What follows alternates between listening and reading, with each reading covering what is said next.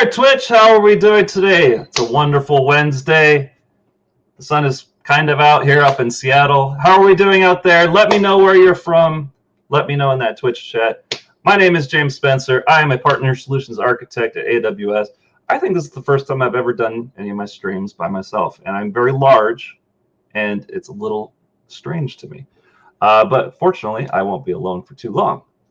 With that, welcome to Howdy Partner. Howdy Partner is our show we do on the AWS Twitch channel. Hey, SaaS 2023 or 223. Howdy Partner is our show we do on the AWS Twitch channel where we bring partners on, partners of AWS, to show us what they've done with AWS services, show us how they do their solutions, how they create stuff, how they make your life easier, remove that undifferentiated heavy lifting, all sorts of other great tech stuff. Beginner to expert. Let us know how you're doing. Let us know if you have any questions or comments in that chat. We'll try to get to them. We usually do. I can't think of the last time we missed a question, at least a legit one, I should say. So with that, I am going to bring on our first guest from nClouds. We're going to be talking to nClouds today. They are one of our SaaS partners. SaaS, if you don't know, stands for Software as a Service. A lot of times you can think about Gmail, Microsoft Office 365, things like that as SaaS. But SaaS might be something a little bit different. So with that, I'm going to bring on Randy Newell from nClouds. First up, how are we doing today, Randy? How you doing? Fantastic. Appreciate being on here. This is great. I love the intro music. Is just had me dancing on my chair. I had to sit back down. Nice. Yeah, you didn't have to. Like, you could have just done the show dancing on the chair the whole time. Yeah. Cool. So I guess first tell us a little about yourself and then a little bit about nClouds, and then we will bring on one of my colleagues in just a moment. Okay, sure. Yeah, appreciate it. Randy Newell, I'm the VP of Business Development, also the AWS Alliance Executive for nClouds. I've been here for since 2017, joined a much smaller nClouds organization. We've been growing like crazy. We've been around for, since about 2012. So I joined, I guess, about 4 years into the history of the company.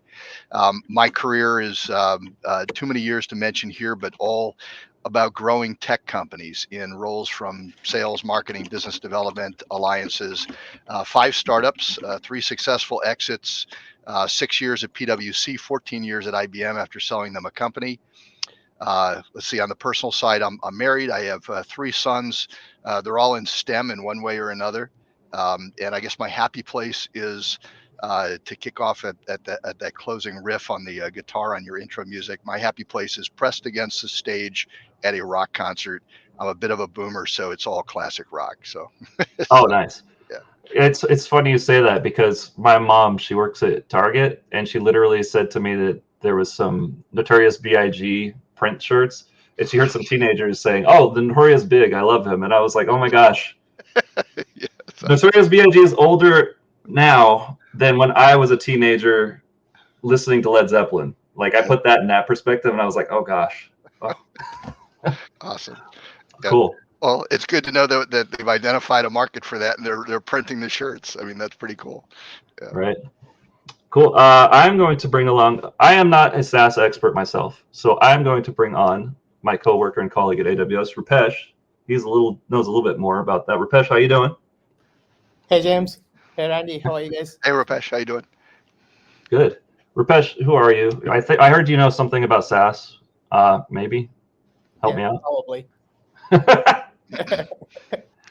So I'm Rupesh Nara. I'm a technical program manager at AWS. I'm part of a team called SaaS Factory. So all my team, the entire team, are like SaaS experts. So we help organizations at the different stages of their SaaS journey.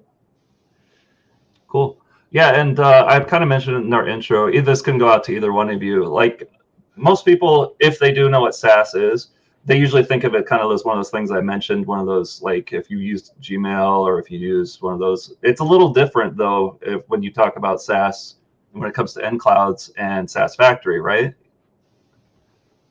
Yeah. Randy, do you want to take that?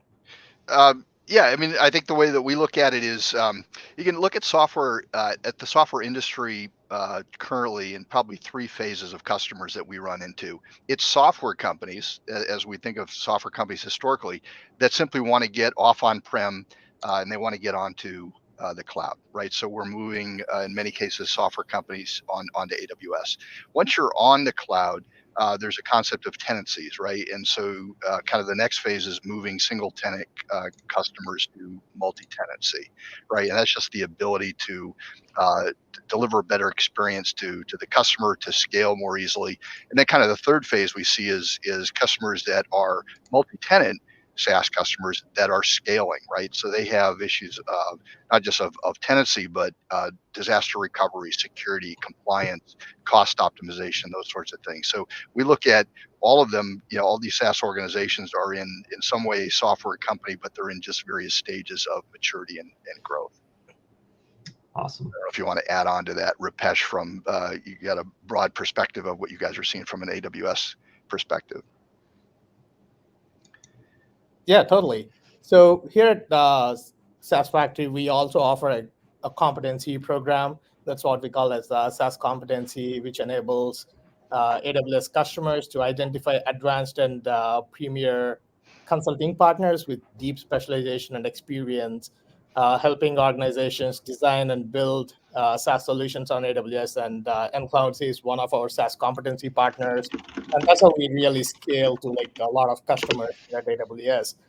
Because as SaaS Factory, we may not be able to like help every single customer out there, and all our partners help scale our solutions into all these different customers. Cool. Yeah, and one of our kind chatters has dropped a link for us. If you'd like to check out SaaS on AWS, some of our partner solutions right there in the chat.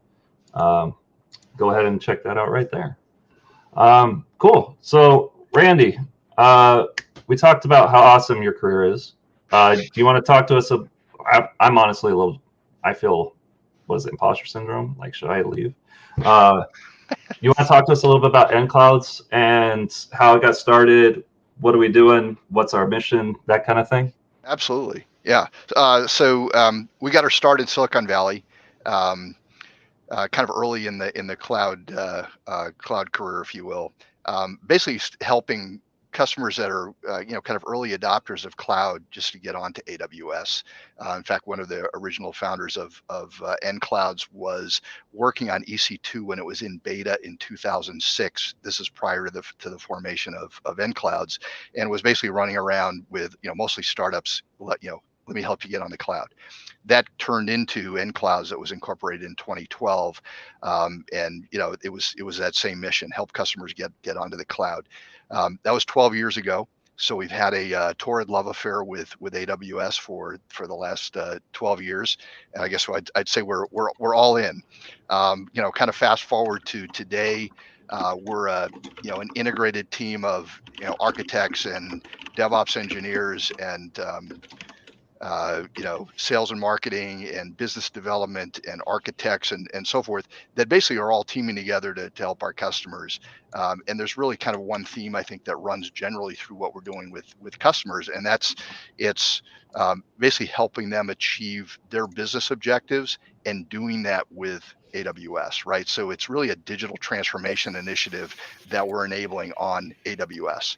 And the kind of the common theme I think that we hear from most of our customers is help us innovate faster, right? I mean, in fact, the tagline for the customer is for the company is innovate faster, and it's kind of a consistent theme that we hear. And it's how do I, in some cases, it's I want to deliver services faster. I want to innovate new products or new applications faster, but it's always about driving innovation and achieving that digital transformation. And there's just no better place to do that than on AWS, and to do that in collaboration with the AWS ecosystem, the partners that we engage with to build out those solutions. For us, it's 100% AWS and AWS ecosystem that we leverage to build these solutions for customers. Cool. Awesome. And you mentioned, we mentioned a little bit about being a SaaS competency partner. What has been the experience like being an AWS partner? Can you tell us a little bit about that? Anything special that might have been part of that partnership journey?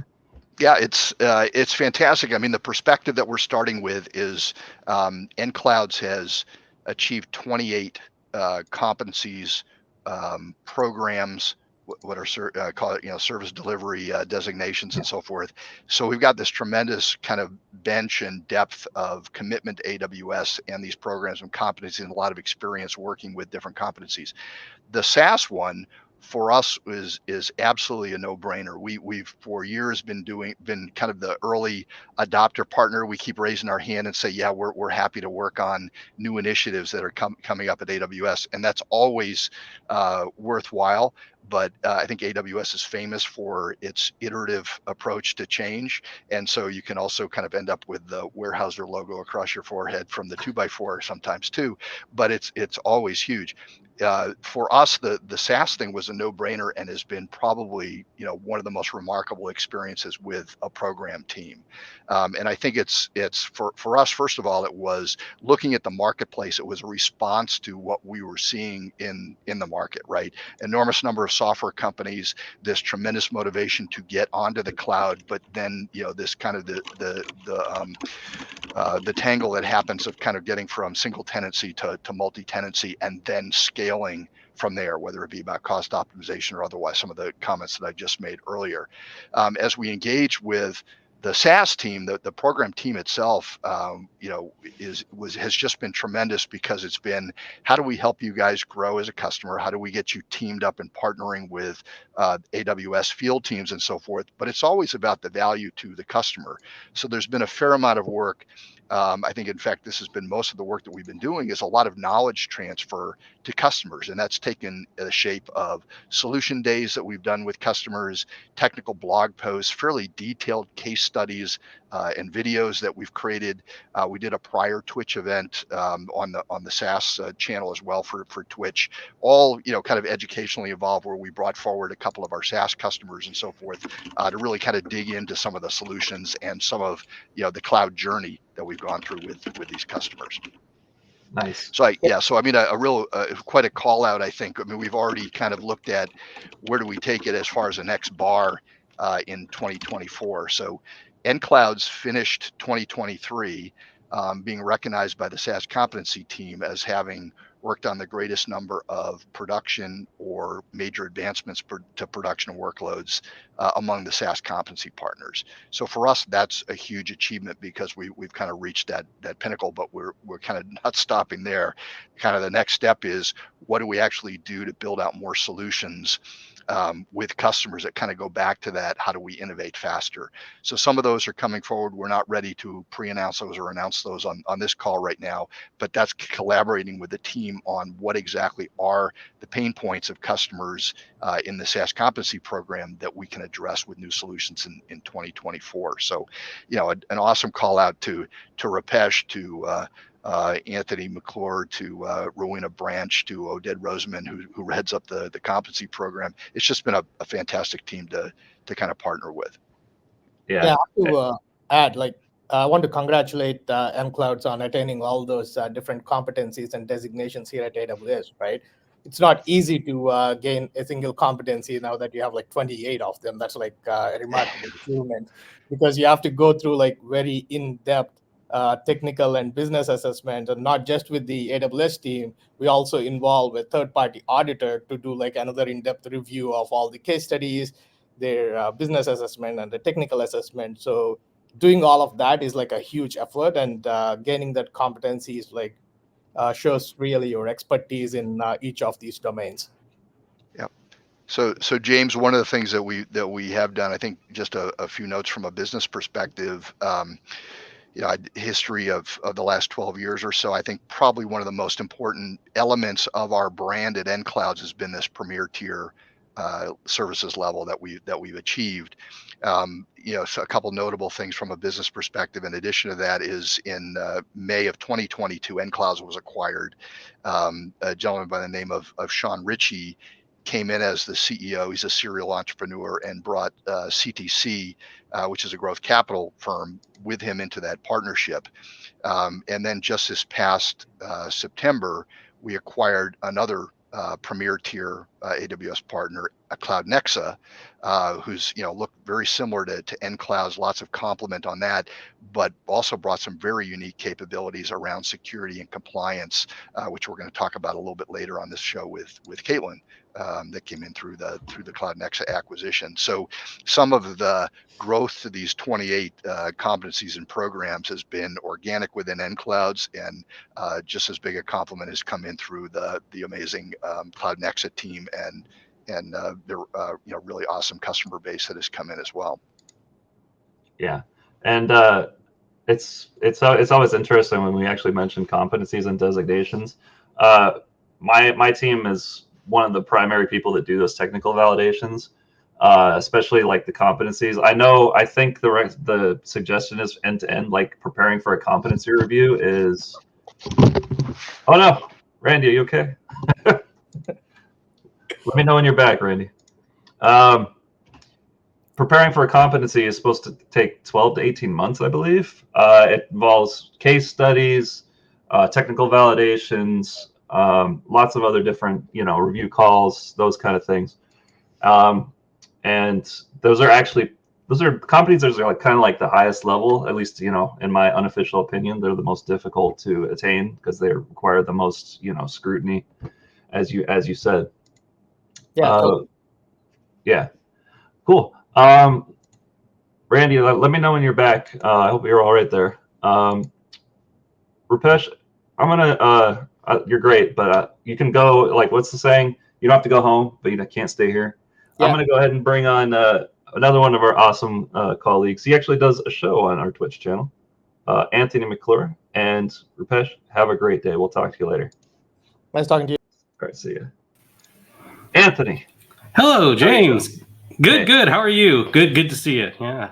Thank you for that intro. Yeah. A lot of faces, and this is going to be a little bit different from a regular Howdy Partner show. We're going to have a lot of faces covering their specific kind of subject matter areas. Anthony, let us know, how are you doing today? I am doing fantastic, James. It is a new year. We have a lot of stuff hopping as far as the SaaS competency program and the AWS SaaS factory, is concerned. So really looking forward to 2024 and what we can accomplish both with AWS and, of course, with all of our partners. I'm very happy to be here. Awesome. Cool. With that, I think we'll bring on our next nClouds guest, Mr. Carlos Rodríguez. How you doing there, Carlos? Hey, Carlos. I'm good. Hi, Anthony, James. Thanks for having me. Yeah, awesome. Tell all the people, who are you? What are you doing here? And what are you going to talk about? Hey, so thank you. I'm Carlos Rodríguez. I am from Guatemala. A while back, I studied computer science, and right after that, I got a job working with AWS technology. That was about 2017, I think. So quite a few years. I've been with nClouds for a long time too, and for the past year and a half, I want to say, maybe a bit less, maybe a bit more. I've been running our CloudOps practice here at nClouds. Nice. Yeah. A little bit on the personal side, as Randy started. I'm married, no kids. My happy place hobby is playing board games and reading fantasy novels. Cool. Awesome. So yeah, my personal kind of area of expertise, if you want to call it that, is DevOps as well. So I'm curious to hear what we have to say about bringing DevOps to SaaS and what that kind of looks like. Of course. So yeah, 99% of our customers are SaaS. That's because of the nature of what we do. I run a very specific part of our company. We have it separated by practices. Mine is called Ongoing Cloud Ops. It previously called Ongoing DevOps, but that's what we are calling it now. Just a brand new name for the brand new year. And what we do on my practice is we work with the customers that have an ongoing contract with us. So they have a a renewing amount of work hours every month from us, and I manage the team that works those hours and manage the customers that have signed contracts with us that way. So it may sound like staff augmentation, but it's not. We don't like to do staff augmentation because that means you are expecting one guy all the time. And what we really like to do is we like to work as team units. So at any given customer, we would have 2 or 3 engineers working that same project, and that's for redundancy, let's say. And the way we try to manage those is we always try to become part of the customer's team. So we don't want you to feel like we are an external party. We want you guys to feel like we are part of the same team, right? So we become part of your stand-ups. We have daily, not daily, weekly, bi-weekly meetings to catch up on updates. And then basically just make them feel like we are there building that trust. And once we have that trust, it constitutes a good work relationship, I think. This is one of the great things too, I think, that I'd love to bring up here, James, if I could for a moment. And that is, we of course as AWS employees and working within AWS, specifically for me with the SaaS factory, we love working with our customers, right? The customers are at the heart of everything that we do at AWS. But the fact of the matter is that some of us are on very small teams. The SaaS factory is not a large team. We have the opportunity to work directly with certain customers throughout the year. But in all honesty, the number of customers that are out there that need help in their SaaS transformation journeys and in just managing and operating their SaaS systems once they've been produced is far outweighs what we can do internally. And this is one of the really fantastic things that I love about the APN and the partner program, and specifically the SaaS competency, is that we can provide our customers an option like nClouds and what they can do for the customers, which Carlos is getting into some of this. We'll talk about some other areas they focus in on here in a little bit as well. That can extend to the much broader and larger group of customers that exist out there in the world that we don't have the opportunity to touch directly. So, I just want to be a cheerleader essentially for nClouds here and really support what they're doing and let them know, as well as our audience, that this capability that these partners provide in nClouds specifically is very, very valuable to us at AWS. Thanks for that, Anthony. Yeah, cool. So I was going to ask, so can you describe what is kind of the ongoing Cloud Apps relationship? How do you work between your team and the customer? What does that kind of look like? I don't know if anyone else has heard this. DevOps is more like a state of mind than a specific one specific, like, this is how it's done. You want to maybe shed some light on that? Yeah, absolutely. Yeah, you can keep asking people what is DevOps and you will keep getting different answers. As you said, it's a state of mind. It's philosophy more than a type of work, I think. So what I mentioned before is we always try to build that trust with our customers so that when they have an idea or when they have a need, they will think of us and say, hey, let the nClouds guys implement, or let's see what they think. Let's have them review or propose an architecture.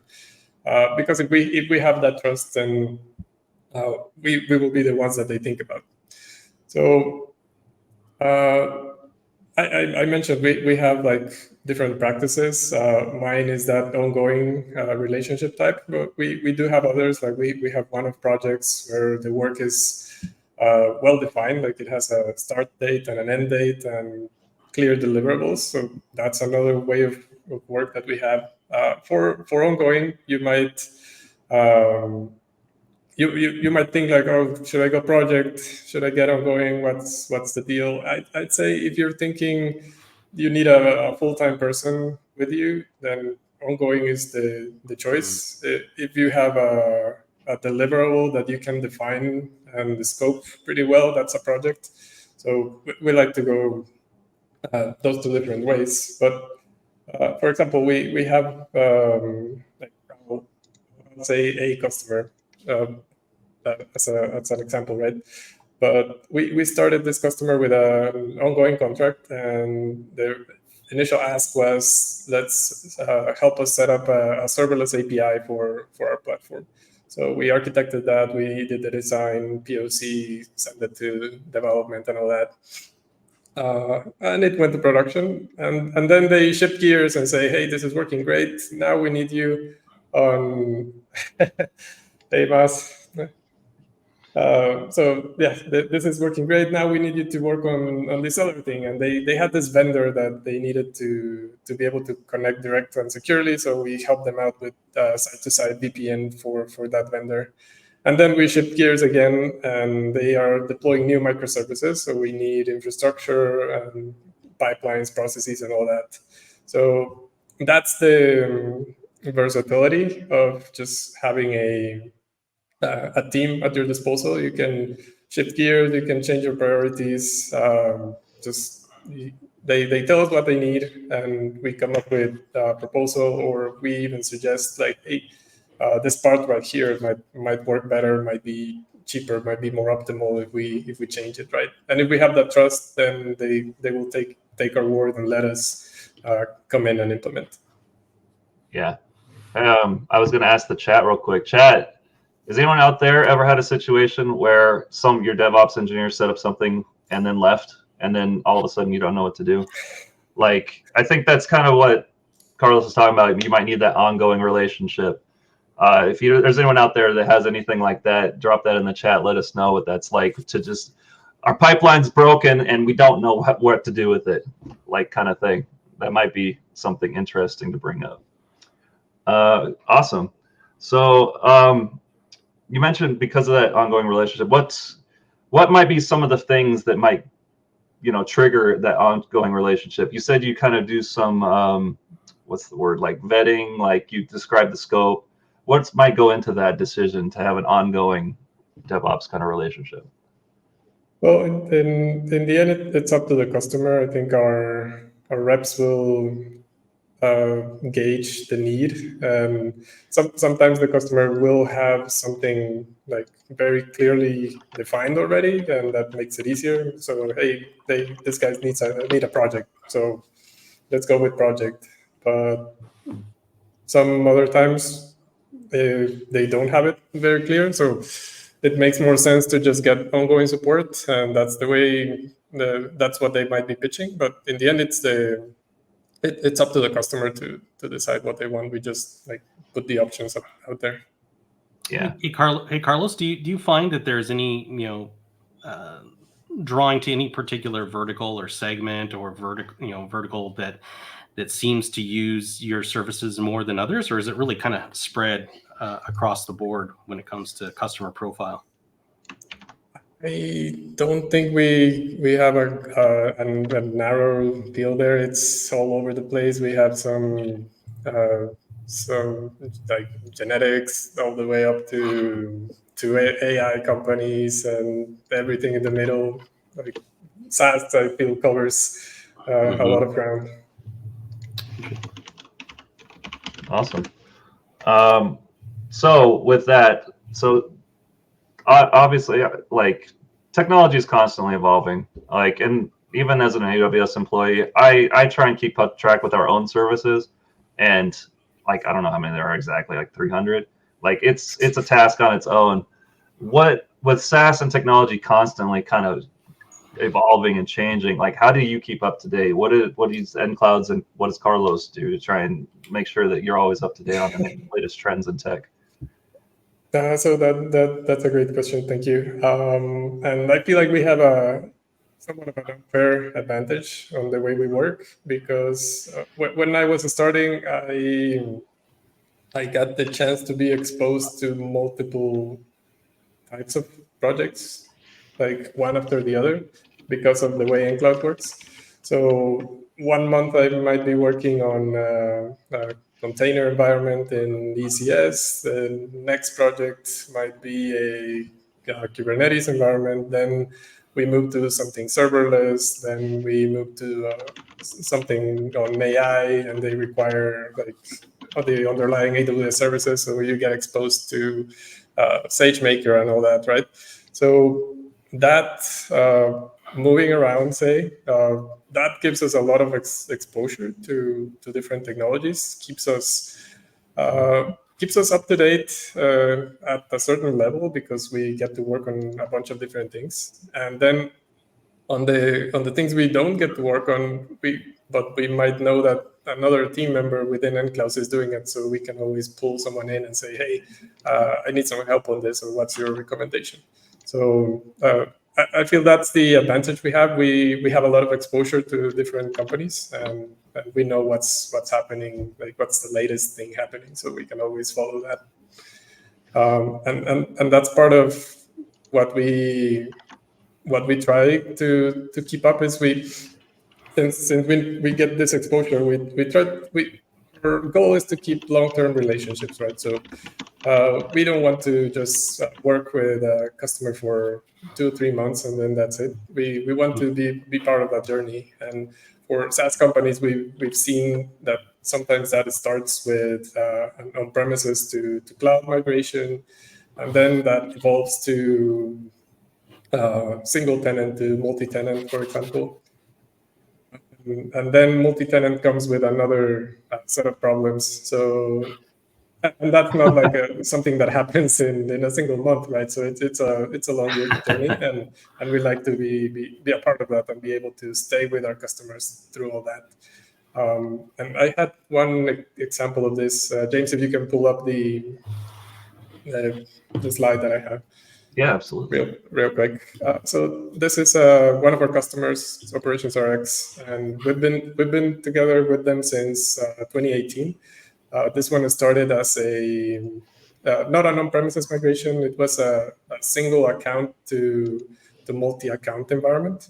So they had a single AWS account. Their production was their testing environment, and they were having issues with that because, of course. Wait, their production was their testing environment? Hold on a second. Well, when you have a single environment, you test by it is what it right? is, right? You got what? Yeah. So sorry, they brought us in to fix that. Oh, sorry. Anyone in chat, if it's a little too small, I dropped the link in chat for this picture right here. Go ahead and click on that, and you can pull it up yourself too if you can't quite see it. Sorry. Go ahead. Okay, so yeah, that was the initial problem. They had a single environment. We started by setting them up with a dev environment in that same account. Then we migrated to a multi-account environment. Then they migrated their application to be multi-tenant from single tenant. And as I said, that happened in 2018. We're still working with them. We have a good relationship. Lately, we've been helping them with a serverless API. So that's something new we're working on. So yeah, as long as they have us, we keep working, we keep helping them out. Hey, Carlos, we're talking a lot about technology here and the technology change that happened for this particular customer of yours, but I imagine that this also led to some pretty major changes internally as well, just from how the business operates, right? Do you see a positive effect happen on the customers when you're working with them and kind of showing them that, hey, this is the good, correct way of doing these things? Yeah, absolutely. It was a fun experience for us. I was involved with them since the beginning, so I was part of that initial multi-account migration, and that had a learning curve. So instead of just having to log into a single place, now you have to think about, I'm going into dev, I'm going into production. Then we set up all CI/CD automation, and that also had a learning curve. So we got to help them out, jump into that philosophy. Awesome. So with that, like another kind of problem is, as I said, my domain is kind of DevOpsy myself, is when you have too many cooks, like too many engineers, and they want to do their own thing. They can't agree on stuff. They have their own preferences, et cetera, et cetera. What are the advantages of working with an engineering team as opposed to having a single full-time employee? And how do you find that balance? What does that kind of look like? Okay, so I think that the main advantage is that shifts a lot of the responsibility from the customer to us, because they're just getting they are getting basically the DevOps work, the CloudOps work, and they don't need to worry about any HR specific stuff like, oh, my engineer is on leave or he's sick or I don't know, they have to go, right? Emergencies. We have mechanisms to cover for that. That's why I mentioned at the beginning, like we have 2 or 3 people at any given project to account for those types of things. Like someone might be sick, but there's another person there that has all the knowledge and all the documentation, all the access, right? So you're never left without someone that can support you. And that's something you could do by hiring more people, but again, that's more responsibility on the customer side. And since we do this all day, every day, we have the experience and the processes to make sure we have everything covered. So I feel that's the main advantage, is you just shift a bunch of the responsibility, just focus on the business. So it sounds like it folds right into FinOps and cost optimization ultimately as well then. I think Anthony read ahead. I was going to say, though, having a team, you mentioned specifically like days off and stuff. Everyone knows, I'm sure maybe there's some sick person out there that enjoys being on call. I'm not one of those people.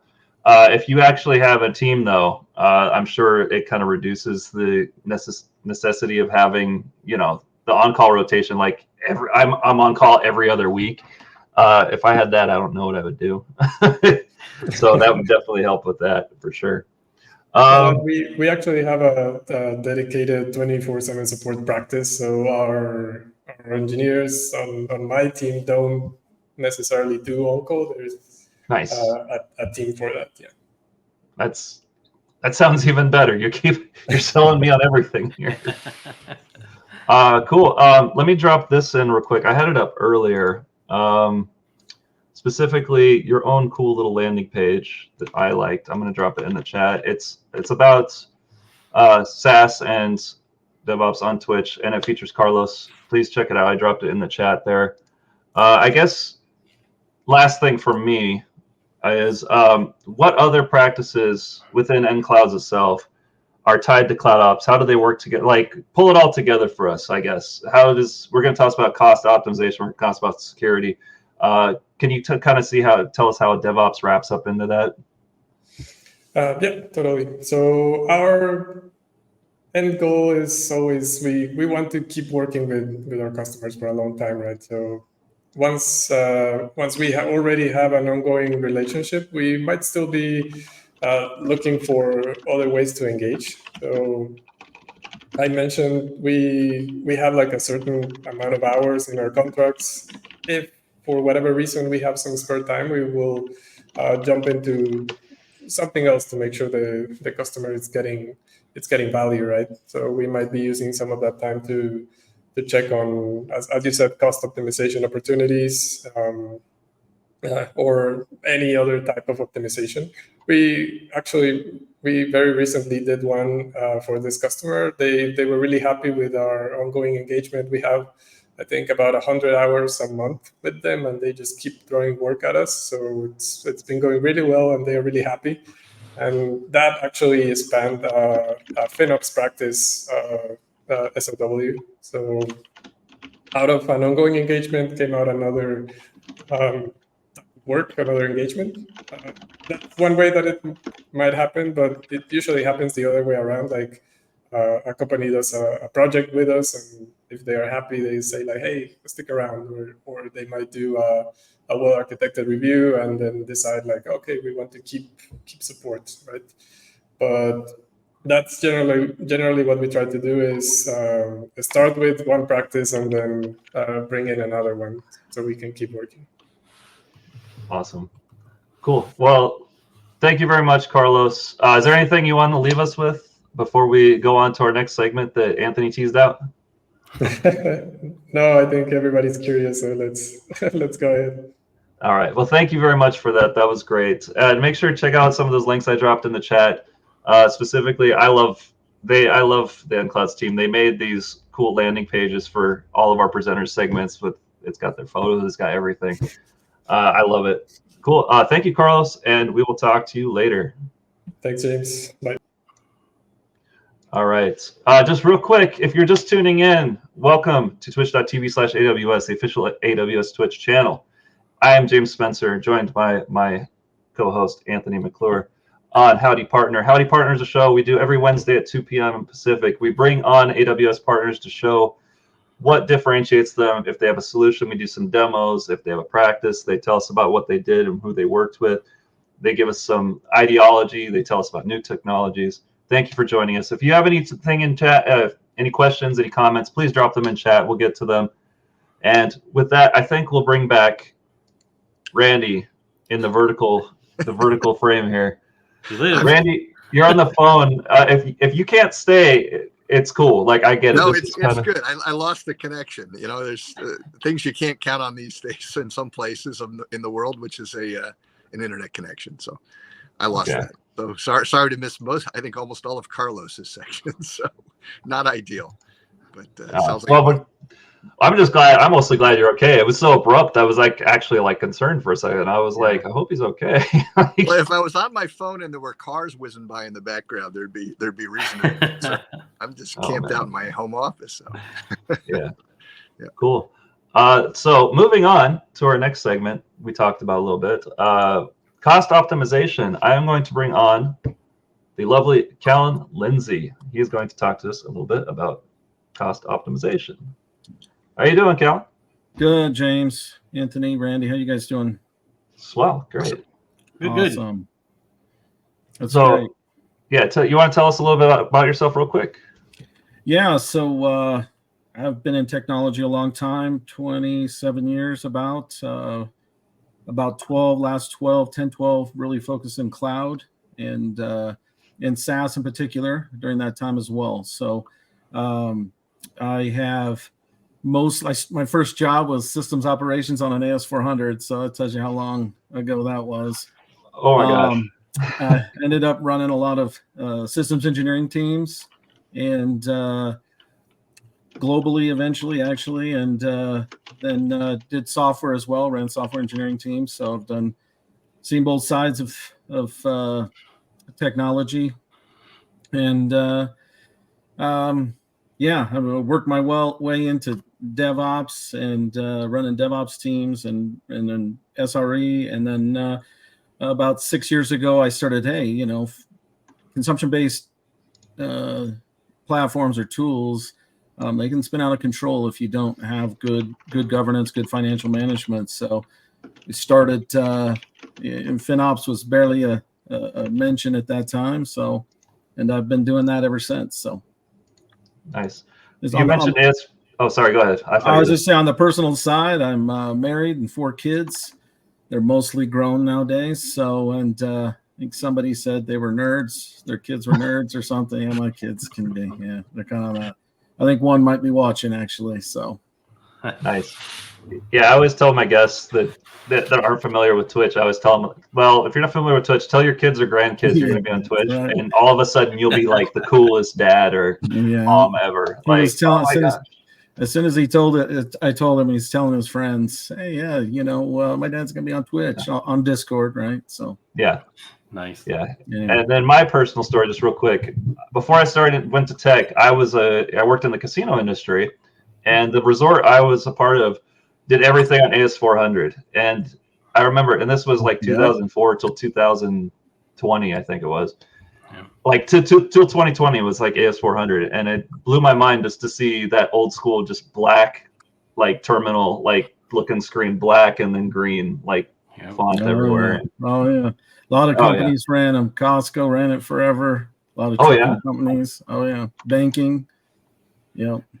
So awesome. My background was in insurance, and my first real programming job was on an IBM 360 mainframe, and doing natural and COBOL and some JCL stuff in the background.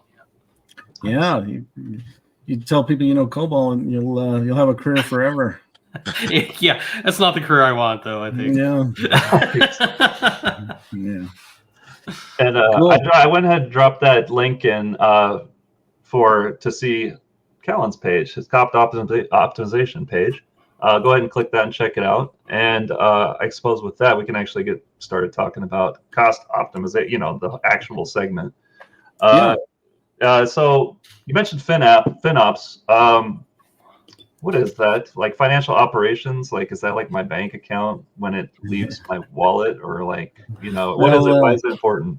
That's the reality is that's a great way to point it out. The reality is your bank account's probably going to suffer if you don't manage it well, right? And so the same simple philosophy applies, right? So FinOps brings to bear methodologies and practices and governance to apply that you can apply that with the goal of creating that management, right? Creating a fiscally responsible or high performing organization, right? So, and being that SaaS is consumption, the platforms which we run SaaS on 90% of the time are consumption-based tools, platforms that it's, and they're all applied to your cost of goods sold, right? It's usually the second biggest is your infrastructure, whatever's supporting your, number one being your engineering effort, right? Number two being your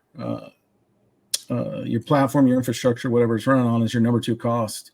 And so managing that is super important, right? And that's what we try to do with FinOps. We bring stakeholders to the table, right? Whether that be leadership and finance and operations and product and engineering, right?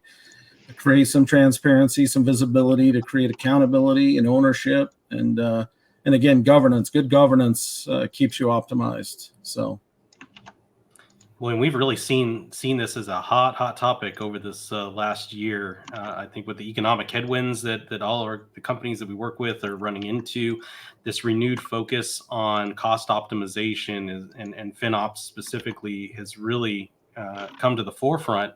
I imagine that produces a lot of opportunities for a partner like yourselves as well to even lead conversations with that. Yeah, absolutely. That's what we see a lot of right now.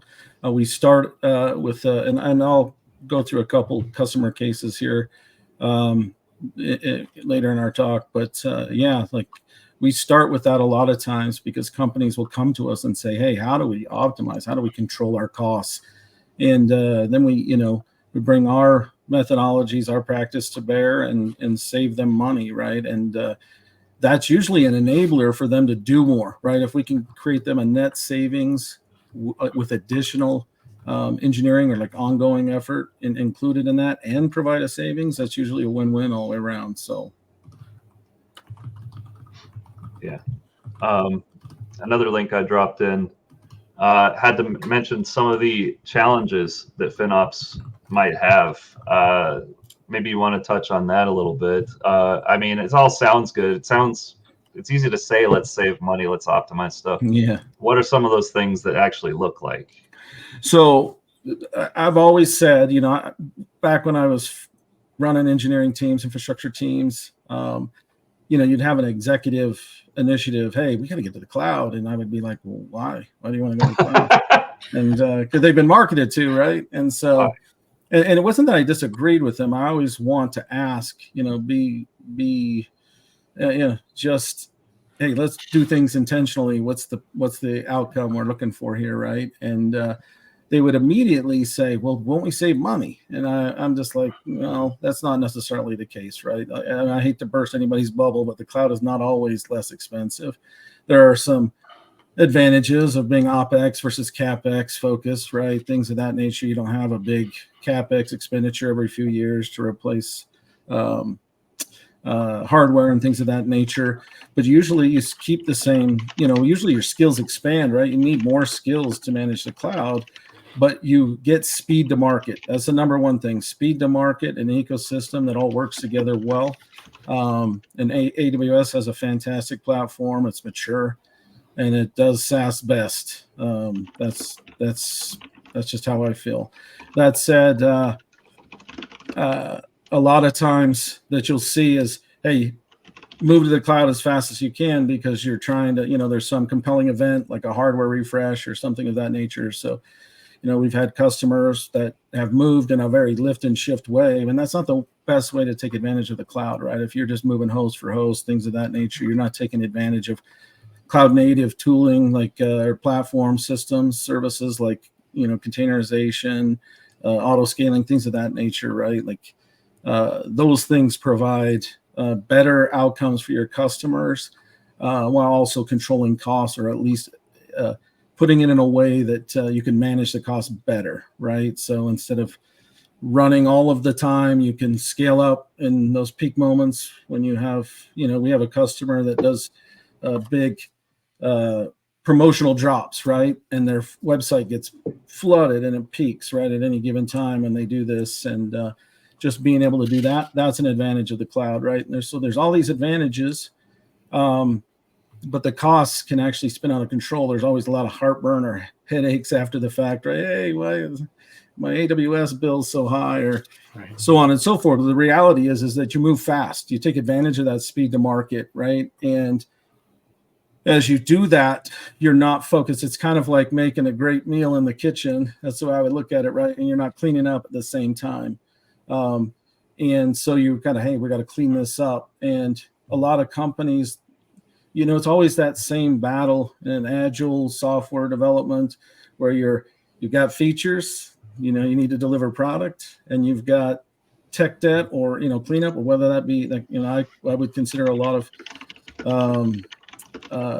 the undone or, non-optimized infrastructure as tech debt, right? Like it's costing you one way or another, right? And sometimes it does cost you in the ability to deliver to your customer as well, right? So we always keep that in mind as we move forward with cost optimization. The goal is to be effective, right? Deliver the best outcome for your customer, but do it as efficiently as possible, right? Mm-hmm. And so you got to balance, and there's somewhere in the middle where you land, right?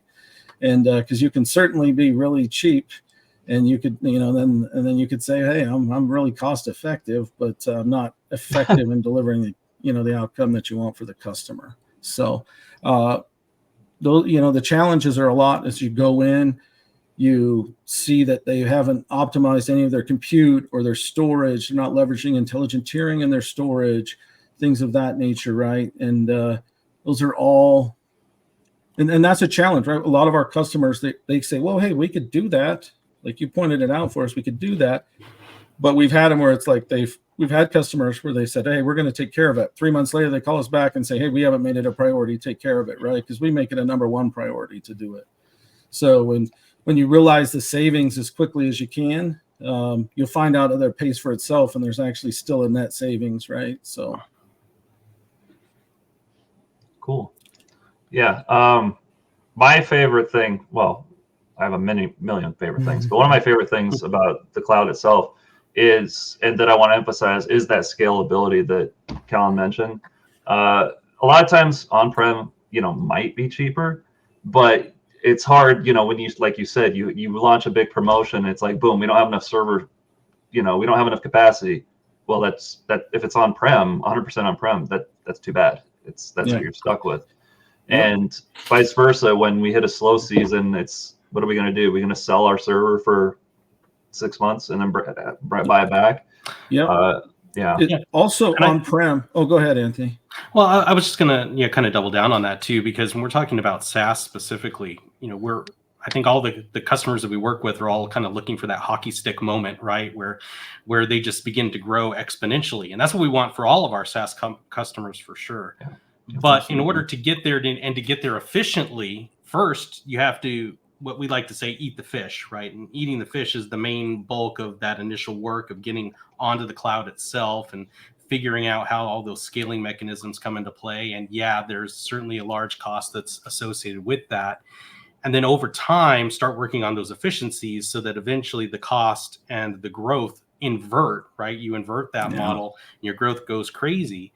But if you're sticking with an on-premise or even a traditional data services data center situation versus the cloud, if you do hit that hockey stick moment, now you're a little bit in trouble, right? Because you're behind the game now, trying to figure out how are we going to support all of these new tenants that are coming into our SaaS solution. Yeah. And there's two things. One is that on-prem has trained you to be a certain way, right? Like we had a certain amount of hardware, and we can say, hey, whether that be storage or whether that be memory, and we say, hey, well, we know we need at least 8 gigs for this server, right? For this service. So we throw 8 gigs at it. But hey, we have an extra, so let's throw 12 or let's throw 16 or whatever, right? At this virtual machine and let it run, right? And it's not optimized, right? You have it, so you use it, but the reality is in the cloud, you pay for that if you're not using it, right? So you want to make sure you're using just what you need to deliver the business objectives and the outcomes that the customer wants, right? So, or needs. Cool. Yeah, definitely.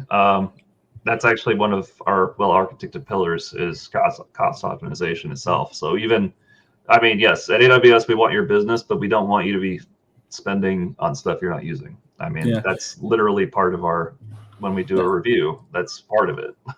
Absolutely. And I will say this, a big advocate of the long-term partnership that AWS wants with its customers, right? They don't want to score a deal, right?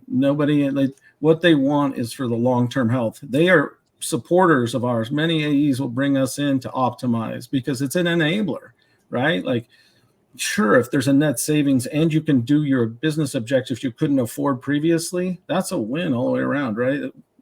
You know, even the CFO will be happy about that, right? He doesn't have to give you any more money. He gets a little bit more back in his pocket or his or her pocket, right? Yeah. So or opens up the door for additional feature development, right? Exactly, right? Yeah, So and accelerates your platform. So, and that's what we like to look at. We're an enabler. You know, our FinOps practice is an enabling function to save you money and so you be more effective, deliver better outcomes to your customers. So yeah, I think it's a rare situation where we've seen achieved savings with a customer where that saved funding has not gone into kind of the next project that's at the gate, right? There's no lack of projects for any of the teams that we work with at our customers, and it's always there's always funding. There's never unlimited funding, and so when we can identify some savings, next project's up. I mean, that's just fantastic because you're talking about net functionality, something that's going about achieving innovation or the overall business objectives.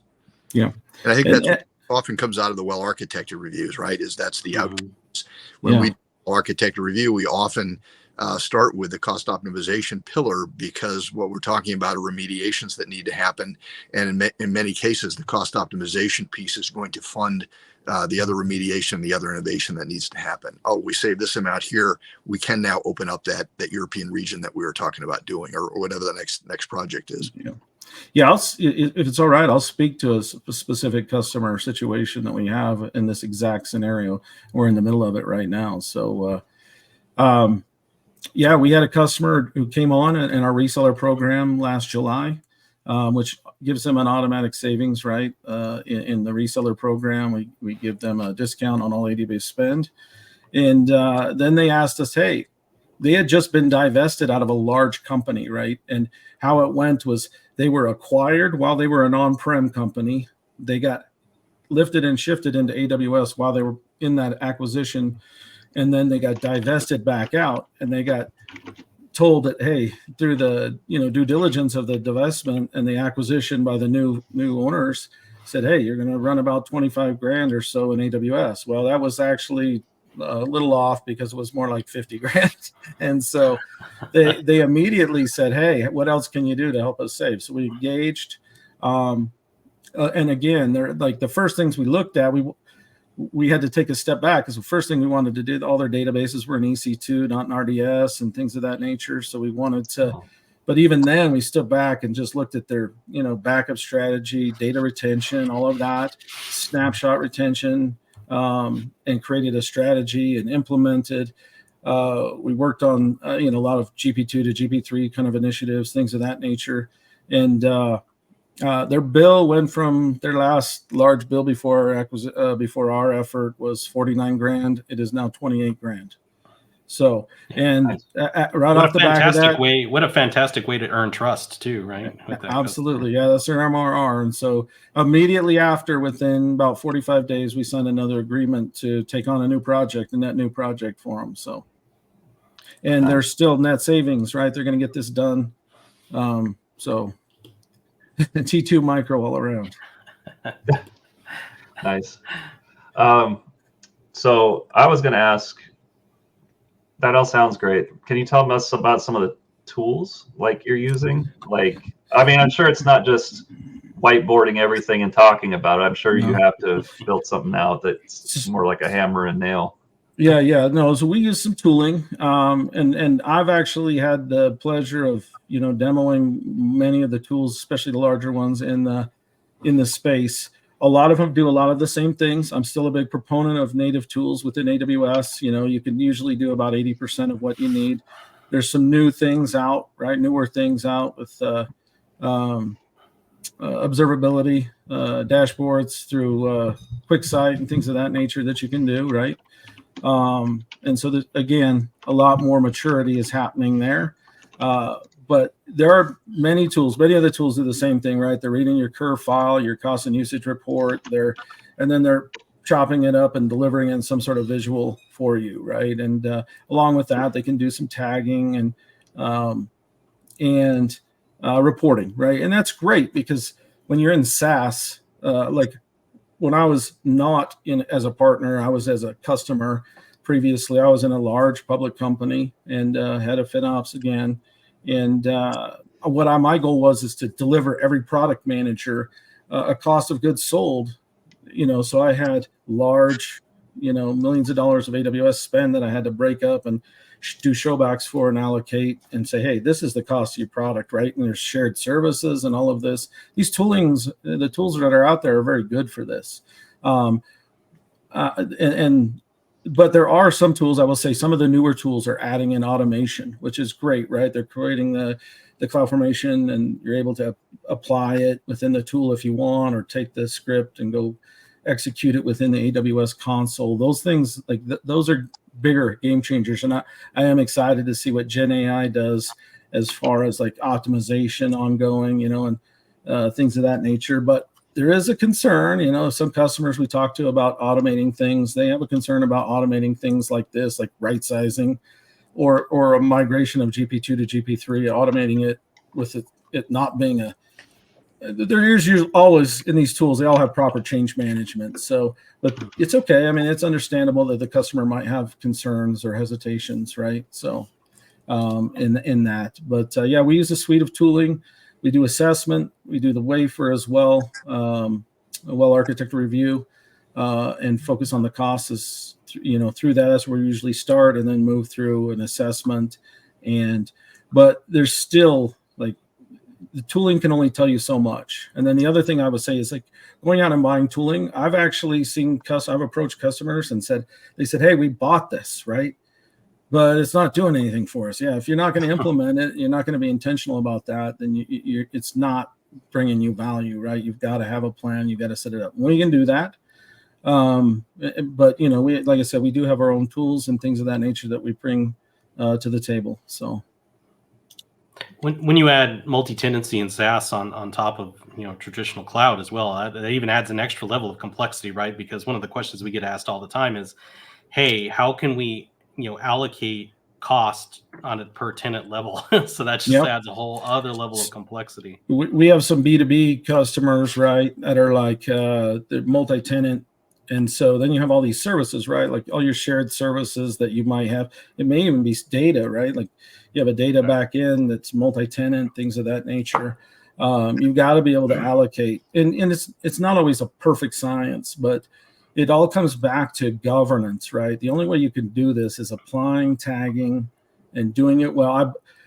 AWS pushes, hey, you can use as many tags as you want, use as many tags as you need. I'm more of a simple, keep it as simple as you need, right? Because it's like a diet, right? If it's not simple, you're not going to follow it long term. You're going to implement it, you're going to stay with it for 6 months or something, and then you're going to fall off the wagon. And the reality is yeah, you want to keep it simple, and you can do it and keep it simple. And really, I mean, I've worked in environments where 1 million assets in AWS, right, and been able to allocate tags to all of those. So awesome. I guess we're running short on time for this, but I guess to close us out, can you give us a TLDR? What can companies do to get and stay efficient with their cloud spend? We want to start efficient and we want to keep it under control. I mean, if you start efficient and then just spirals out of control, then it was kind of almost pointless in the first place. Yeah, you need to be intentional. And that's where the governance comes in, right? Really good policies. I'm a big fan of the ability to any new spend can be approved, those sort of things, right? Like change management, those sorts of. But governance is the key. Tagging. I always find that tagging is lagging. I've yet to see a customer I've walked into. Lagging. Yeah, I mean, it's just lagging, right? It's behind. And they have good intentions to start, but if you don't keep it up, and the reality is so you don't have the transparency, you don't have the visibility, you're not seeing that come to bear, right? So you're not worried about it. Like if you don't see that, let's go back to your checkbook. If your checkbook's in the red, you're going to stop spending, right? So you got to create that visibility. So, and the other thing, go ahead. Oh, I was going to say, and it's a cross-functional effort too. I think a lot of companies make the mistake of just putting this all on their IT departments to really kind of solve and figure out. Nah, you need to have the entire business aligned with what you're looking at here and what the objective goals are for the metrics that you're outputting in order to do those back allocations and looking at that governance and keeping those costs down. It's a full organizational effort.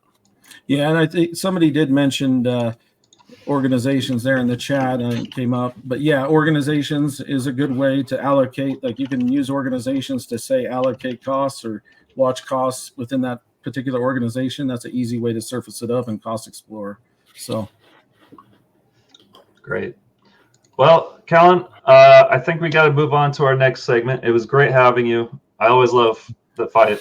FinOps is not my specialty, but I always like hearing about it because I like saving money. So right on, me too. Awesome. Be frugal. Great. Yeah, Thank we'll you. catch you next time. Appreciate it. Thank you for coming on. Oops, sorry. Cool. Let me just do a quick check-in. If you're just joining us, welcome to Howdy Partner. My name is James Spencer. I am a partner solutions architect at AWS, joined by my co-host Anthony McClure, also at AWS, and our friends and partners at nClouds. Randy is back with us. He is the VP of Business Development and our Alliance Executive at nClouds. It wouldn't be an AWS show without a survey. So if you can take, I'll drop the link into chat. If you can take our survey, please take it. It's really quick. It takes like 30 seconds. Let us know how you're doing. Let us know what you want to see. I will pop that in there, and then we will continue on to our next section. Security is job zero. I always hear that. And sometimes I always hear, well, if it's job zero, it's not important, right? No, it's the most important. It's before you even start counting. So we're going to be talking to Caitlin Kabo. I don't know if I said your last name right. I'm going to bring her on, and she is going to tell us all about security with SaaS. How are you doing, Caitlin? Hi, everyone. Hey, Hi, doing Caitlin. great. Excited to be here. Yeah, great to have you. As with everyone else, tell us a little about yourself and how you came to join nClouds and SaaS in the cloud. Yeah, so I have been in the tech space for a little over a decade now. I've been specifically working with AWS and security and compliance for the past 6 years. And as Randy mentioned earlier, nClouds recently acquired Cloud Nexa, and that's how I joined the team and just, excited. Yeah. And Nice. Since people have been giving personal tidbits, so I am currently on the West Coast out in Washington State, but I'm originally from the East Coast and a big Philadelphia sports fan. So some people might like that, some people might not, but a little fun fact about me. All the Cowboys fans just ran in the other direction. Yeah. Yeah. Awesome. So I guess our first thing that I wanted to jump in with is increasing security posture is always important. Validating your workloads is always important. Are there any other, less obvious reasons that customers might want to achieve their compliance? Is there anything that might not be super obvious to us? Yeah, so I'll say one of the big driving factors that we've seen over the years really goes to, business growth and expanding into new markets. We've seen a lot of end customers being the one dictating, that they should be looking to achieve compliance. This has come about in a variety of ways. One example I can give is I was working with a health tech company. They were SaaS, and they identified that they actually lost 15 net new customers that year because their competitor was high trust and they weren't. So it's really about having that competitive edge, in the market today. Consumers, they want that transparency and validation. And by obtaining a compliance certification, it's one way for you to demonstrate that to your customers. So really about, that mechanism to drive growth and it has that really strong return on the investment as well. And when it comes to compliance itself, I'm sure there's a lot of specifically maybe healthcare. Are there any other industries or segments that might be super important on compliance? I could think of healthcare and financial businesses. Anything else that might not be so obvious to us? Yeah, so I'll say, and it kind of sticking with the theme of today's show, the biggest uptick we've seen is within that ISV and SaaS space.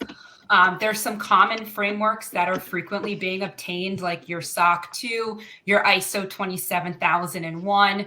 These are becoming much more prevalent. They used to be seen as more of a competitive edge, and now in today's market, they're more of a must-have. Within that ISV SaaS space, we're also seeing a heavy uptick as it relates to the federal space. These SaaS providers want to sell their solution to the federal government. But in order to do that, you have to align with either FedRAMP or CMMC or one of the many frameworks out there. But it's very prevalent, I'll say, across industries beyond those regulated ones that you would think of, like healthcare and finance. Yeah, I'll double down on that too. In the SaaS factory, we've been talking about for a while now that it's not enough for us to lead conversations with SaaS and the value proposition of SaaS and what SaaS is, that we're actually changing our way that we talk to customers and always just starting with SaaS is compliant SaaS. Because even if you're not thinking about it today with, again, that SOC 2 or ISO 27001 or data privacy, whatever it may be that you're going to run into, you will run into something. You will have customers that are not going to want to work with you if you do not have those compliances. So it's really becoming table stakes at this point for virtually any ISV to achieve these compliances. And it's not an easy space to be in. Cool. Yeah. So, my next thing was going to say, these compliance initiatives, they can be huge. They could sometimes, especially if you haven't built with that in mind. How do you support customers with these initiatives? What does that kind of look like? And maybe if there's an example, or you could think of something where they didn't build originally with it and you had to jump in. And if you can't, if that is not applicable, ignore that part of the question. But what does that look like? Yeah, so it's definitely a lot of times when I'm having these initial conversations with customers, the word burden gets used a lot, which I hate, but it is a significant undertaking, to achieve these compliances and prepare for these audits is also, about keeping that certification. Compliance is not set it and forget it. You're going to have routine audits.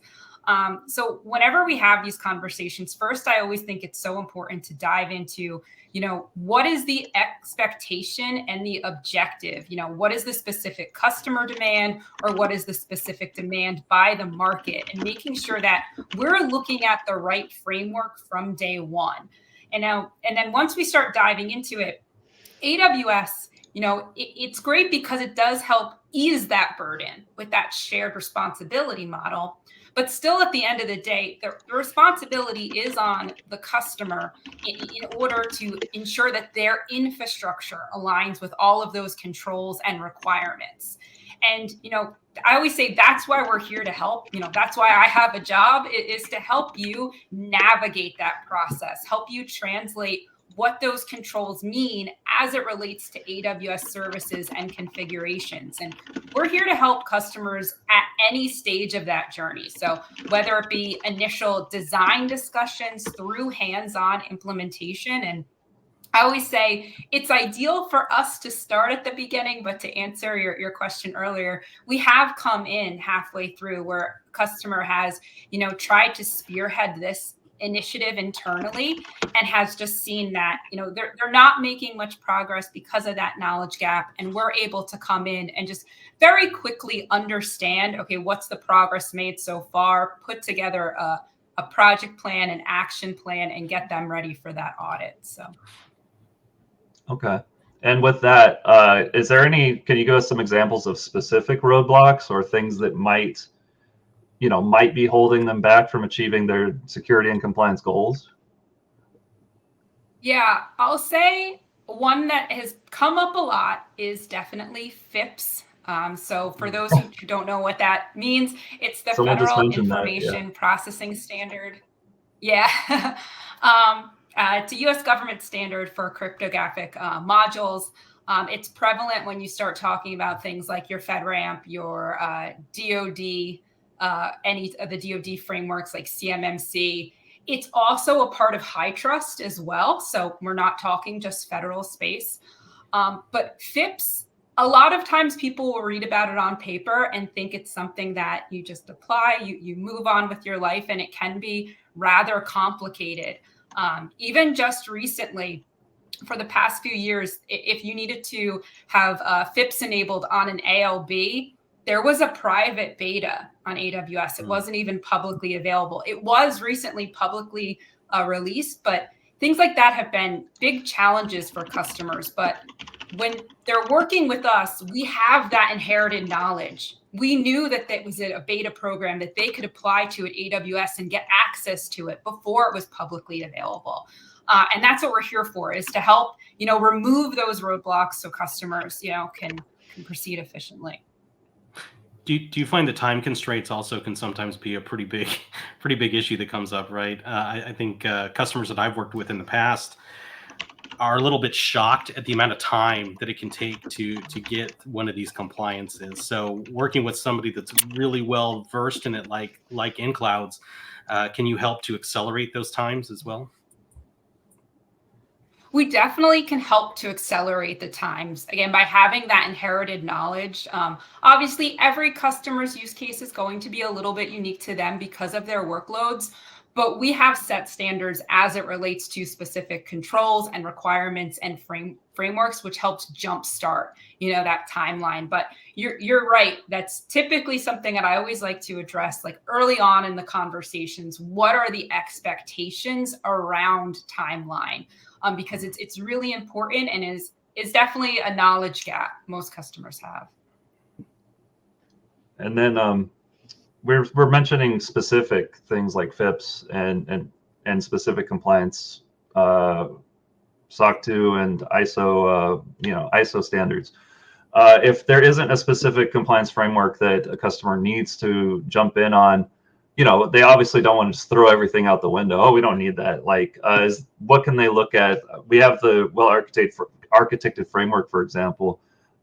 Maybe you can speak to that just a little bit.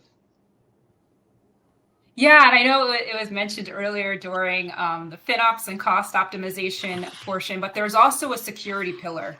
And this is a great starting point for all customers at any size or any scale on AWS.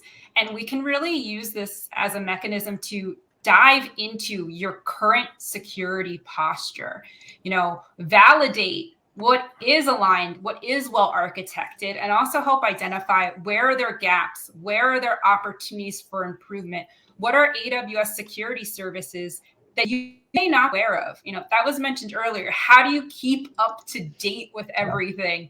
The well-architected framework gives you the opportunity to speak with an engineer and help uncover some of those services and features that you may be unaware of. But going through that process, we can really create a personalized and customized roadmap to help improve your security posture. We actually have a question from the chat. Nordic is wondering, how is it with change management? Do companies still struggle with it? Yeah, so I will say it's definitely one that customers do still struggle with. There are some great AWS services that we would recommend to help address that, specifically using things like Control Tower, AWS Config, making sure that all of that's controlled and maintained in your AWS environment. I see Anthony's nodding his head. That makes me feel good. But there's security definitely hub, AWS. Security hub, yeah, for sure. Yeah, yeah, Security Hub for a single kind of window, pane of glass into your security stance. So as much as these are still common challenges, they're definitely things that AWS is aware of. So they've put out a great slew of services to help address them. Awesome. That's a good answer. Thank you for the question in chat there, Nordic. James, one of the things that I found really interesting as Cloud Nexa came into the nClouds organization, maybe Caitlin, you can expand on this, is when an ISV is looking at the market that they are selling to or expanding the market that they're selling to, there's an assessment, right, to understand the requirements in that space. And if they're not spun up on that, they can get well down the path and end up, getting boxed out of non-compliance on contracts that they're competing on, right? So I think there's a bunch of knowledge in the organization, even as you're planning kind of new markets and so forth, to understand what compliance is required, and then how we can help you achieve that efficiently. Right? So any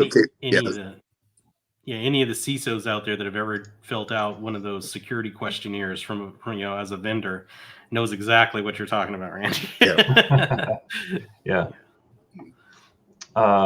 So I have a little birdie told me that nClouds has some sort of managed security offering or something. I'm actually going to pop that up right there. Maybe we could highlight that just a little bit. I'm trying not to be too commercially sounding, but wait, there's more kind of thing. But yeah, managed security is nice, as you said. Just keeping up with changes that can be a whole thing on its own for sure. Mm-hmm. Yeah, managed security is great because a lot of organizations don't have a dedicated security team. They don't have a CISO or a SOC, and they need those resources to really make it a priority, but have a difficulty dedicating the time to it. And that's where managed security can be a perfect fit. It is partnered with Alert Logic. They have their great managed detection response. So you're getting, tool enabled, while at the same time, I like to say, like the human touch. You're still getting real people there for hands-on vulnerability remediation to support you and fully manage your security offering. But it's great for all customers, those who have compliance needs or those who are just, looking to help increase their security posture. That's great. I dropped that link in the chat for the one sheet for that. So if you're curious about the managed security offering of nClouds, go ahead and check that out for sure. Sorry, was someone going to say something? No? Okay.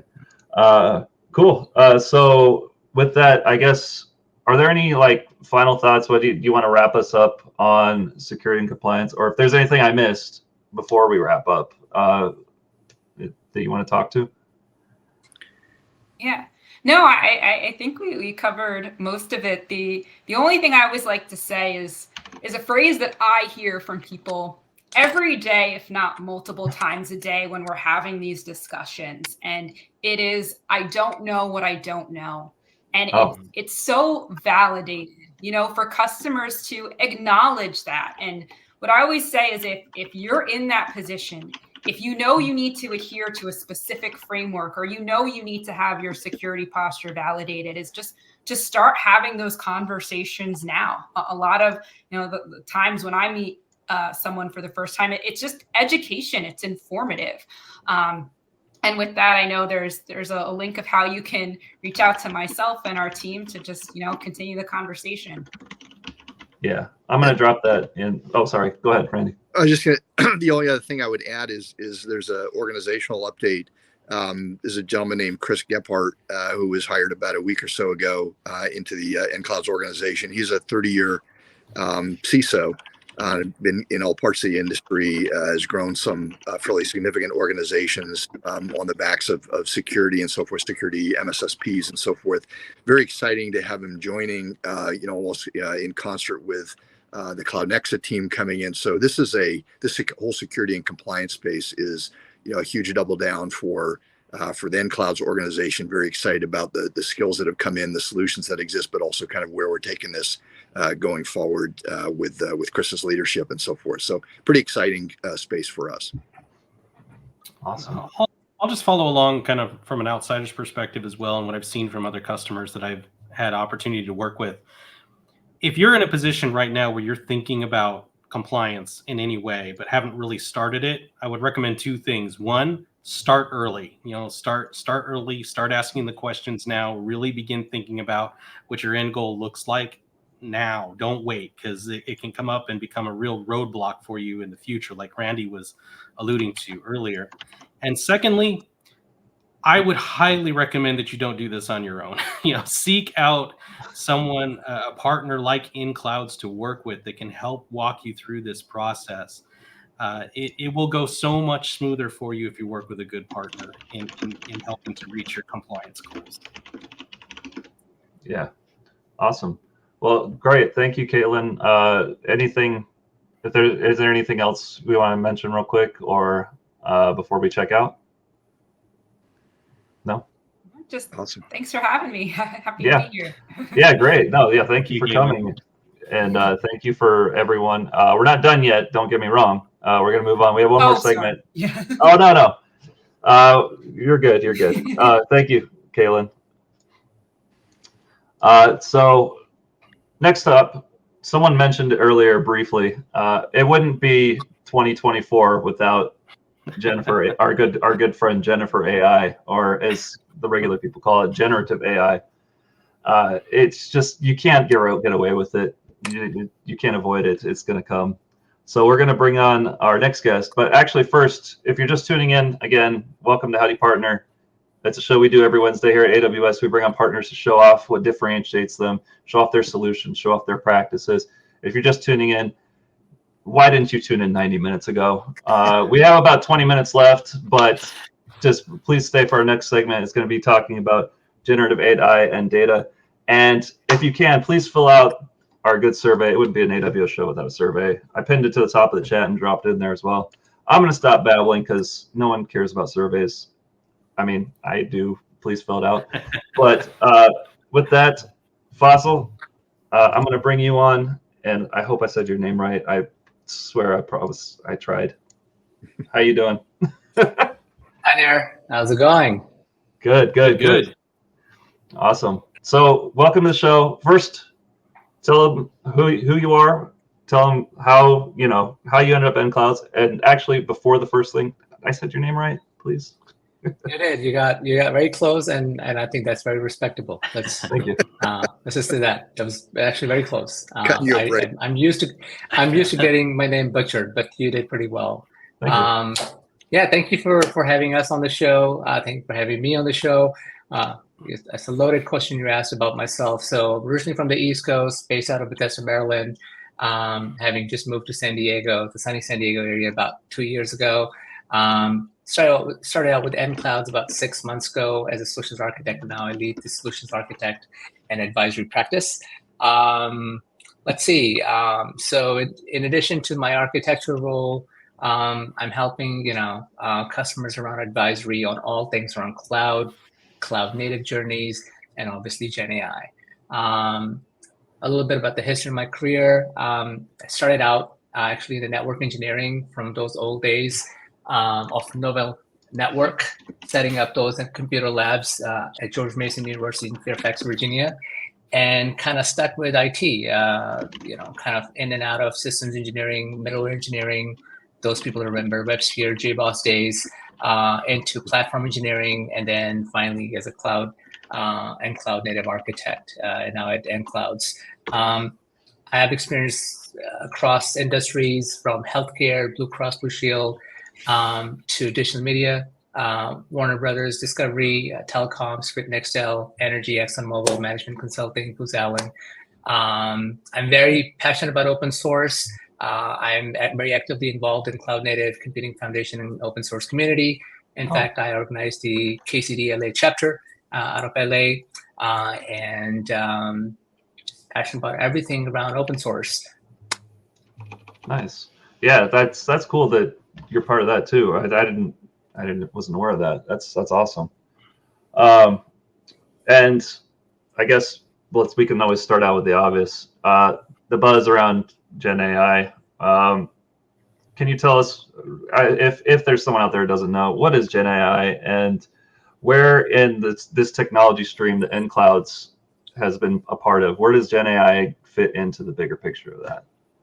Sure. So maybe start with where does Gen AI fit into the larger picture? So everybody knows about artificial intelligence, and Gen AI is essentially the subset of machine learning and deep learning, and more specific to deep learning.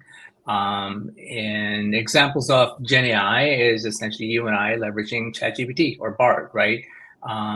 These are just the the early on utilization of Gen AI, and we all know you can generate content, you can generate ideas, images, stories. By the way, I've got a few jokes from ChatGPT if you ever want to plug in a couple. And then beyond that, it's productivity, right? It's innovation, it's enhancing creativity, improving engagements, right? So depending on the industry that we are, working with, the use cases and benefits are all over the place.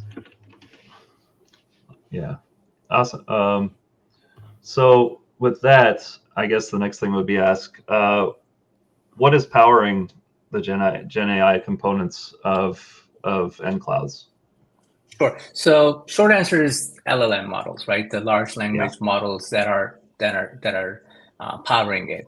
If you get a bit more detailed into it, these LLMs are just essentially advanced AI models, right? These are processing and generating human-like text, and learning from the data that we're providing, right? The inputs that we're providing, and it's constantly evolving.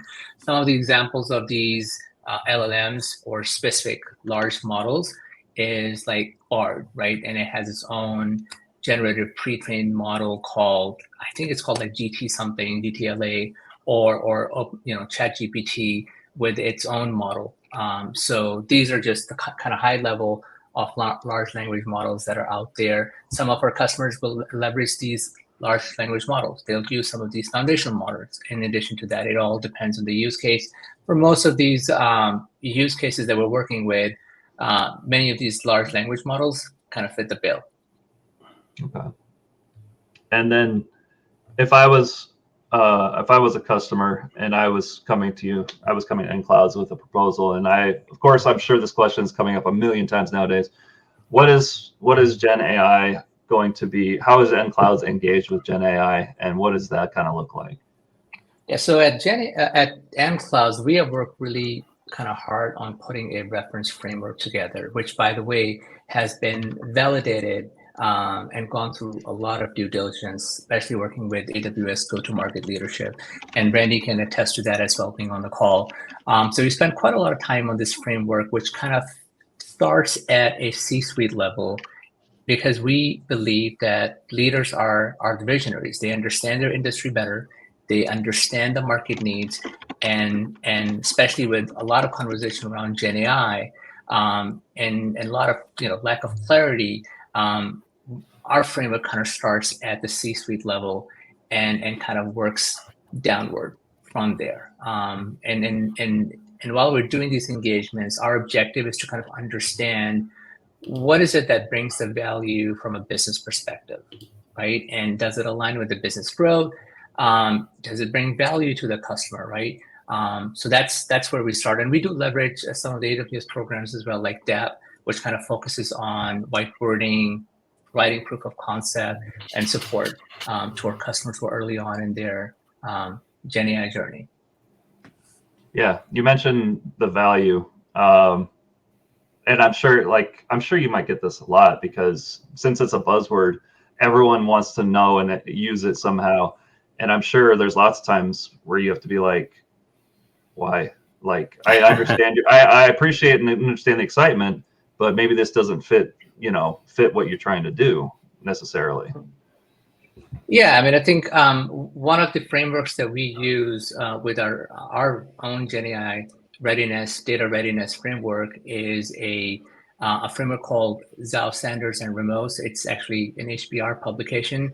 It's a 2x2 matrix that kind of give customers a good understanding of demand versus risk. Because yes, everybody can use these large language models or foundational models. Everybody can throw their data at it. But are you ready to utilize what you get based on that input? And are you ready to share that and put your business name behind it, right? There's a lot of risk around it. So some of the use cases, whimsical use cases like, oh, I need help with storytelling. I need help with writing some, high-level content. Sure, it's low risk, low demand. But then when you start getting into more industry-specific cases like healthcare and FinOps, right, or financial industry, that's where you're looking at understanding. Can I generate better marketing strategy? Can I do better job in ideation?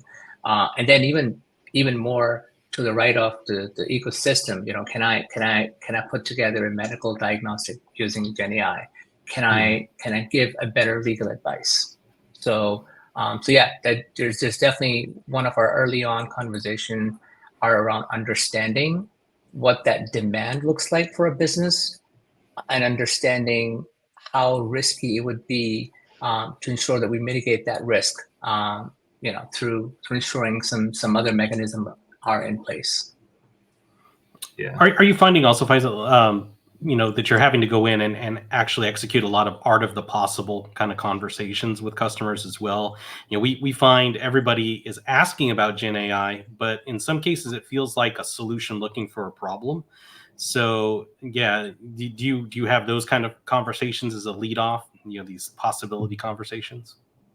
Yeah, it's to some it's whimsical, right? To some it's like being a kid in a candy store, right? And for us, it's like, does it make sense? Does it bring value to you? So a lot of our conversations start out early on, understanding that leadership's vision, their mission, understanding what is that use case? Is there a use case, or could they just leverage an existing model to kind of just leverage that and generate the potentials out of that model?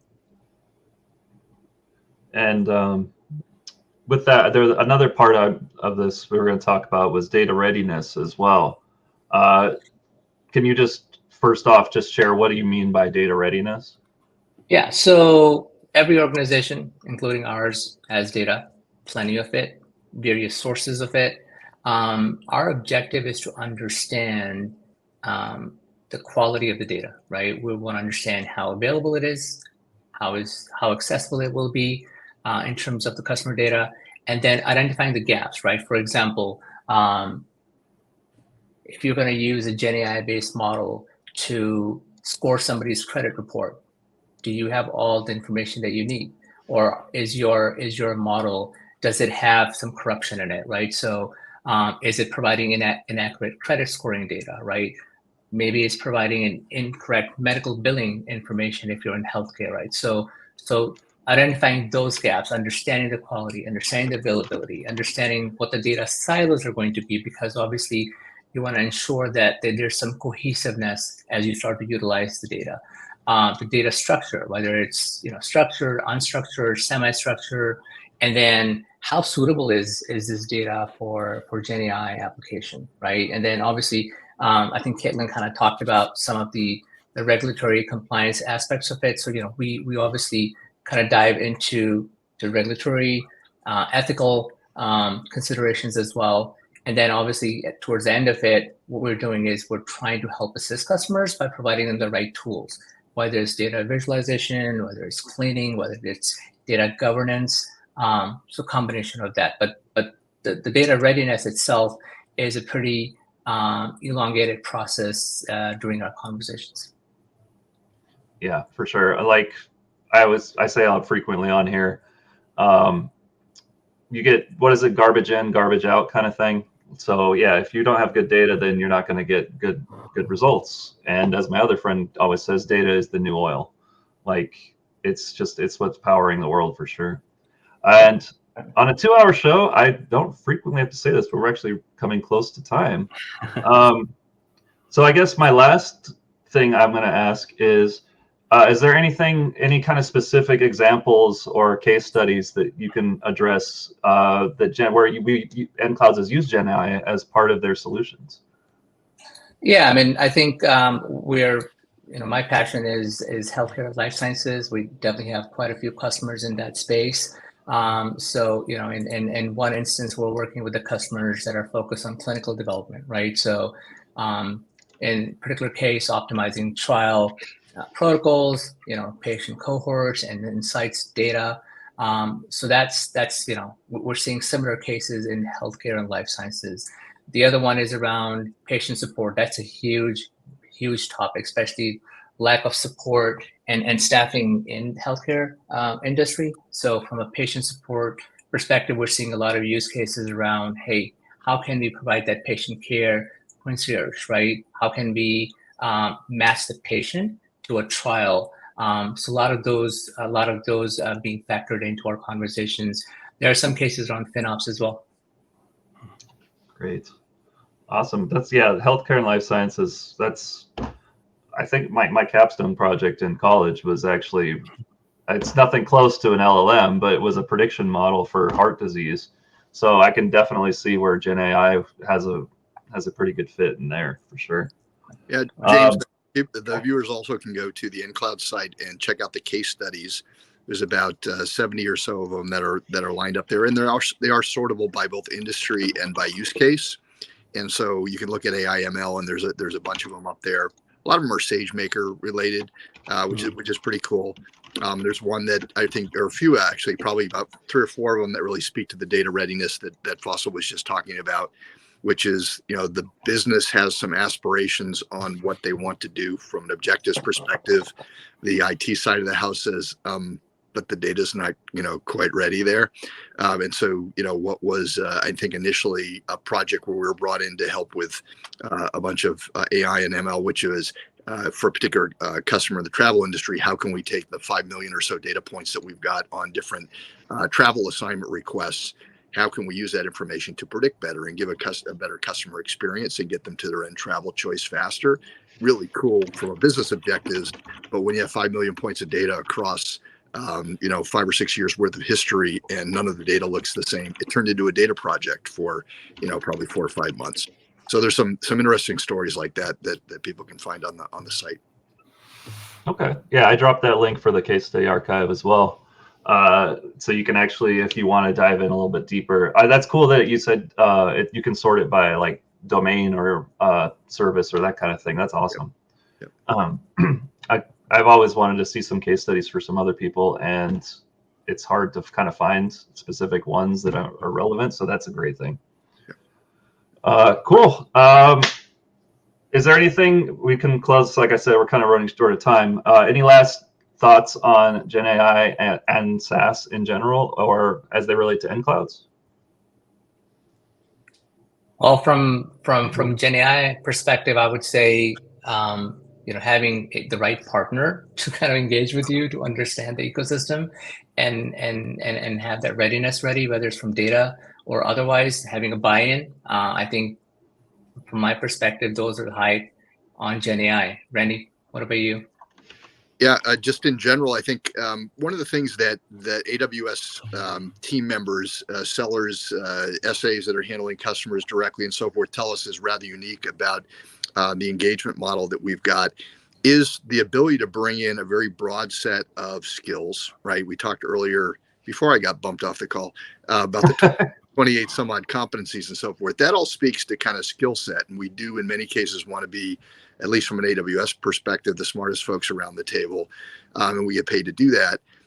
But I think there's when you flip that on its side and you say, okay, can we engage over a long period of time and actually go through your cloud journey with you? Because as an organization, your requirements are going to change, right? So, some of the teeth that we cut, kind of why did we end up with all those competencies was because we grew with customers over the last 12 years, right? And the first thing was, in some cases, migrating to the cloud. So we developed migration skills, and then it was, well, we want to build on the cloud. So it became DevOps skills and infrastructure as code and so forth. But then, geez, now we're on the cloud and we're live. We're throwing off an awful lot of data. So we went out and got our data skills. It's this journey that happens. And I think one of the links that we had put up was a bunch of slides that we affectionately called the Candyland slides, because they very much look like a Candyland path. And it's all very real information about all the different challenges that we address with the customers and the different services that we brought to the table.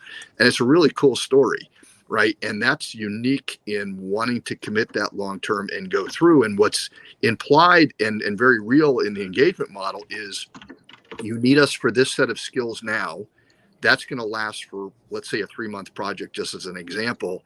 And then we want we want our internal team to be skilled up, right? And we want them to be able to manage that. And we want to move to the next project, which is completely different. It's not a DevOps project building out CI/CD. Maybe it's a data and analytics project. Great. Bring in your team for that, and let's spin up on that project. So it's this ability to bring a bunch of different skills to the table to address the ongoing needs that the customer has, but also to be willing to throttle up and down on the specific volume of services that you need and the velocity that you need to kind of reach your business objectives.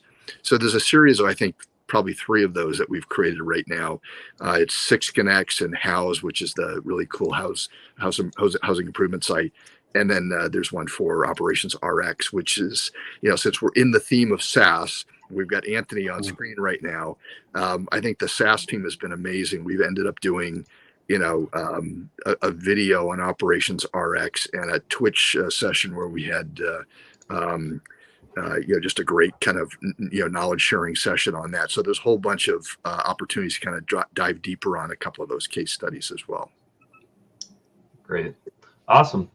Well, as I said earlier, we're running short of time, but I'm going to bring everyone back on to say a quick goodbye, and make sure to connect with nClouds are going to be at some of the AWS summits, KubeCon, the SoCal Linux Expo, and several other places. And welcome back, everyone. If there's anything anyone would like to say before we check out, if there's maybe your cat is Instagram famous or something, feel free. Open forum for the next 1 minute. So. Well, I was just going to take a second to say, first of all, thank you very much for this setup. Going with thought, we're seeing a lot of our customers, existing customers in AWS, who are in cloud and also leveraging AWS specific EKS and container services, who are beginning now to look at the bigger cloud native ecosystem and trying to build their capabilities from service mesh, gateway APIs, and things like that. So just a little small call out on an interesting thing a pattern that we're seeing over the last few months. Awesome. Great to hear. Cool. Well, thank you, everyone. And thank you, chat and audience, for joining us. Thank you for your comments. Thank you for some of your questions. They were great. And thank you for tuning in. Check us out next week. We're going to be talking to an AR and VR partner, actually 2 of them, Sphere and HoloOne. That'll be cool. AR and VR is cool. I think it's really interesting. That'll be the same time, Wednesday, 2 p.m. here on twitch.tv/AWS. Check out Anthony's show. Anthony, what is your show? It's Building SaaS on AWS. It's pretty early in the morning for those of you on the West Coast. It's at 6 a.m. Usually every other Wednesday morning. And our first show of the season will be coming up on the 31st. Awesome. Great. And one last time, please take our survey. I pinned it to the top of the screen. I can drop it in the chat one more time before we go. Or at least I'll try to. There we go. And with that, thank you once more. And we'll see you all next week. Thank you all for joining us in nClouds. Have a great day, everybody. Thank you. Bye-bye. Thank you, James. Thank you. Thank you.